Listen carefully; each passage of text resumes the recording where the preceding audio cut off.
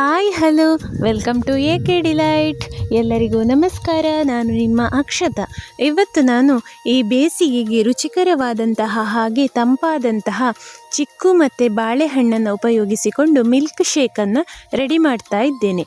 ಬನ್ನಿ ಹಾಗಿದ್ರೆ ಈ ರುಚಿಕರವಾದಂತಹ ಬನಾನಾ ಚಿಕ್ಕು ಮಿಲ್ಕ್ ಶೇಕನ್ನು ಮಾಡುವ.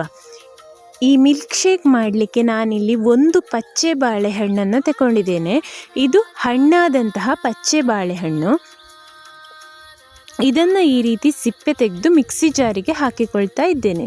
ಹಾಗೆ ಒಂದು ಚಿಕ್ಕು ಹಣ್ಣನ್ನು ಸಿಪ್ಪೆ ತೆಗೆದು ಈ ರೀತಿ ಕಟ್ ಮಾಡಿ ಹಾಕಿಕೊಳ್ತಾ ಇದ್ದೇನೆ.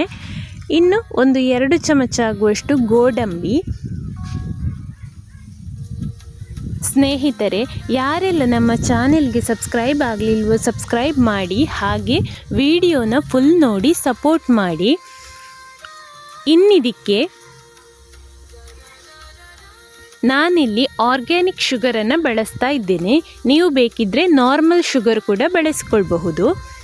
ನಾನಿಲ್ಲಿ 1.5 ಸ್ಪೂನ್ ಆಗುವಷ್ಟು ಆರ್ಗ್ಯಾನಿಕ್ ಶುಗರನ್ನು ಹಾಕಿಕೊಳ್ತಾ ಇದ್ದೇನೆ. ನಿಮಗೆ ಸಿಹಿ ಜಾಸ್ತಿ ಬೇಕು ಅಂತಿದ್ರೆ ಸ್ವಲ್ಪ ಜಾಸ್ತಿ ಆ್ಯಡ್ ಮಾಡಿಕೊಳ್ಳಬಹುದು, ಅಥವಾ ಸಿಹಿ ಬೇಡ ಅಂತ ಇದ್ದರೆ ಶುಗರನ್ನು ಆ್ಯಡ್ ಮಾಡಿಕೊಳ್ಳಿಕ್ಕೆ ಹೋಗಬೇಡಿ. ಇನ್ನು ಇದಕ್ಕೆ ಒಂದು ಅರ್ಧ ಗ್ಲಾಸ್ ಆಗುವಷ್ಟು ಹಾಲನ್ನು ಹಾಕಿಕೊಳ್ತಾ ಇದ್ದೇನೆ. ಇದು ಹಸುವಿನ ಹಾಲು.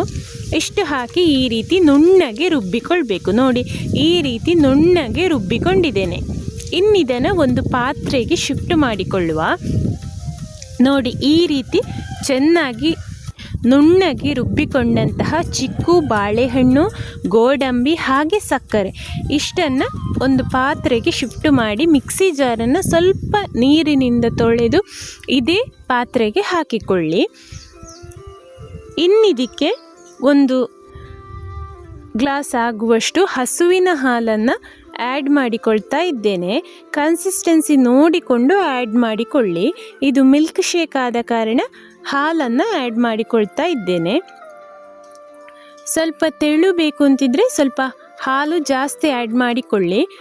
ನಾನು ಈ ಕನ್ಸಿಸ್ಟೆನ್ಸಿಯಲ್ಲಿ ರೆಡಿ ಮಾಡಿ ಇಟ್ಟುಕೊಂಡಿದ್ದೇನೆ. ಇನ್ನಿದಕ್ಕೆ ಐಸ್ ಕ್ರೀಮ್ ಬೇಕಿದ್ದರೂ ಹಾಕಿಕೊಳ್ಳಿ, ಅಥವಾ ಐಸ್ ಕ್ಯೂಬ್ ಬೇಕಿದ್ದರೂ ಹಾಕಿಕೊಳ್ಳಬಹುದು.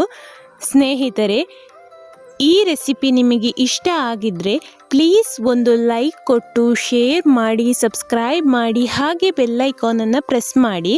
ಮುಂದಿನ ವಿಡಿಯೋದೊಂದಿಗೆ ಸಿಗೋಣ. Thank you.